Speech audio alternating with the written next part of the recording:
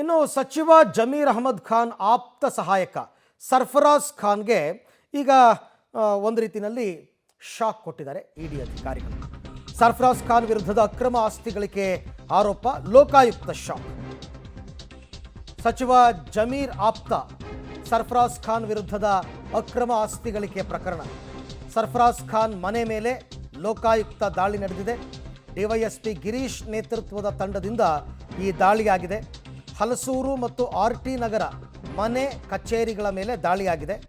ಸಚಿವ ಜಮೀರ್ ಅವರ ಆಪ್ತ ಸಹಾಯಕ ಅಕ್ರಮ ಆಸ್ತಿ ಗಳಿಕೆ ಆರೋಪ ಇವರ ಮೇಲೆ ಕೇಳಿ ಬಂದಿರತಕ್ಕಂಥದ್ದು. ಈಗ ಲೋಕಾಯುಕ್ತದವರು ದಾಳಿ ಮಾಡಿದ್ದಾರೆ. ಹಲಸೂರು ಮತ್ತು ಆರ್ಟಿ ನಗರದಲ್ಲಿ ಅವರ ಮನೆ ಮತ್ತು ಕಚೇರಿ ಎರಡೂ ಕಡೆ ದಾಳಿ ಮಾಡಿ ಕೆಲವು ದಾಖಲೆಗಳ ಪರಿಶೀಲನೆ ಎಲ್ಲ ಮಾಡ್ತಾ ಇದ್ದಾರೆ. ಇವರ ಆಸ್ತಿ ಎಷ್ಟು, ಸ್ಥಿರಾಸ್ತಿ ಎಷ್ಟು, ಚರಾಸ್ತಿ ಎಷ್ಟು, ಬೇನಾಮಿಯಾಗಿ ಏನಾದ್ರು ಮಾಡಿದಾರಾ, ಎಲ್ಲವನ್ನ ಕೂಡ ಈ ಲೋಕಾಯುಕ್ತದವರು ಭ್ರಷ್ಟ ಅಧಿಕಾರಿಗಳ ಮನೆ ಮೇಲೆ ರೈಡ್ ಮಾಡ್ತಾರಲ್ಲ, ಅದೇ ರೀತಿಯಲ್ಲೇ ಈಗ ಸರ್ಫರಾಜ್ ಖಾನ್ ಮನೆ ಮೇಲೆ ಕೂಡ ರೇಡ್ ಮಾಡಿದ್ದಾರೆ. ಹಲಸೂರು ಆರ್ಟಿ ನಗರ ಮನೆ ಕಚೇರಿಗಳ ಮೇಲೆ ದಾಳಿಯಾಗಿರೋ ದೃಶ್ಯಗಳನ್ನ ಕೂಡ ತಾವೀಗ ಒಂದು ಕಡೆ ನೋಡ್ತಾ ಇದ್ದೀರಾ.